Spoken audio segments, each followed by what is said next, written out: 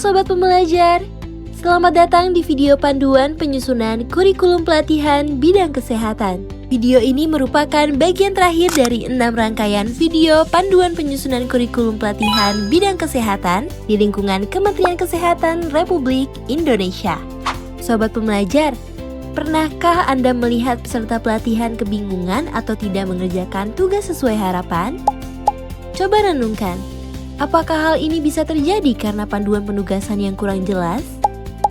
Jangan khawatir, melalui video ini kita akan membahas konsep panduan penugasan dan bagaimana cara menyusunnya. Penasaran? Yuk simak video ini dengan baik ya! Setelah menonton video ini, Sobat Pembelajar diharapkan mampu merumuskan panduan penugasan yang sesuai dengan tujuan pembelajaran. Materi 1. Konsep panduan penugasan. Sobat Pembelajar, setelah kita memahami pentingnya perencanaan pelatihan dan penyusunan master jadwal, kini saatnya kita melangkah ke tahap berikutnya, yaitu menyusun panduan penugasan. Panduan ini memiliki peran penting untuk memastikan proses pembelajaran berjalan sistematis, terarah, dan terukur. Panduan penugasan adalah dokumen yang berisi arahan dan instruksi untuk peserta pelatihan yang disusun berdasarkan metode yang telah tercantum dalam RBPMP. Bisa dibilang, inilah inti kegiatan yang menjadi pegangan bagi peserta dan fasilitator selama proses pelatihan. Tujuan utama dari panduan penugasan antara lain: pertama, memberikan kejelasan langkah-langkah yang harus dilakukan peserta. Kedua, menjadi acuan bagi fasilitator dalam mendampingi proses pelaksanaan tugas.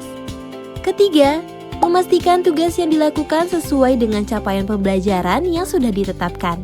Keempat, menyediakan kriteria atau indikator penilaian yang objektif dan terukur. Sekarang, mari kita bahas bersama cara menyusun panduan penugasan secara sistematis. Sobat Pembelajar, kebutuhan panduan penugasan harus disesuaikan dengan rancangan RBPMP yang telah kita buat sebelumnya. Namun perlu diingat bahwa format panduan umumnya sama, baik itu untuk diskusi kelompok, penugasan individu, maupun praktik lapangan. Secara umum, ada 5 komponen utama dalam sebuah panduan penugasan. Yang pertama, indikator hasil belajar. 2. Alokasi waktu. 3. Alat dan bahan. 4. Petunjuk pelaksanaan. Dan yang kelima, daftar tilik atau kriteria penilaian. Mari kita bahas satu persatu. Pertama, indikator hasil belajar. Komponen ini mengacu pada capaian pembelajaran yang sudah ditetapkan di dokumen RBPMP. Indikator ini menggambarkan kompetensi apa yang diharapkan peserta untuk dikuasai setelah menyelesaikan tugas. Kedua, alokasi waktu. Tuliskan sesuai estimasi durasi yang sudah ditentukan pada RBPMP dan master jadwal. Ketiga, alat dan bahan. Di bagian ini cantumkan seluruh perlengkapan yang diperlukan selama pelaksanaan tugas. Misalnya untuk praktik sterilisasi alat kesehatan, kita perlu mesin autoclave, sarung tangan, label, dan perlengkapan lainnya. Keempat, petunjuk pelaksanaan. Jelaskan secara rinci langkah-langkah yang harus dilakukan untuk menyelesaikan tugas, diskusi, atau praktik. Jika peserta dibagi menjadi beberapa kelompok, tuliskan jumlah kelompok dan jumlah anggota per kelompok.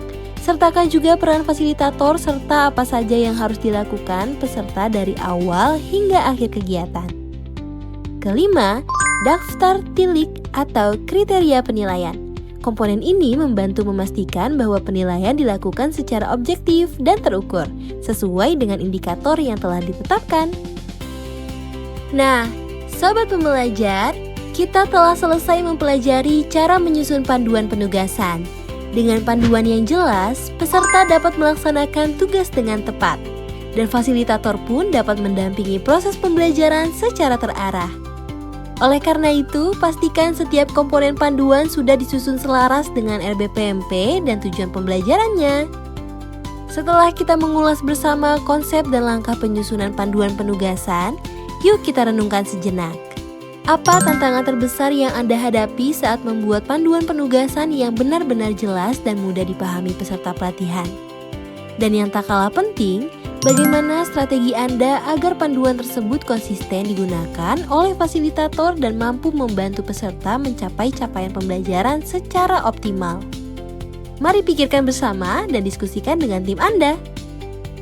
Nah, Sobat Pembelajar, dengan berakhirnya video ini, selesailah rangkaian 6 video panduan penyusunan kurikulum pelatihan bidang kesehatan yang telah kita pelajari bersama.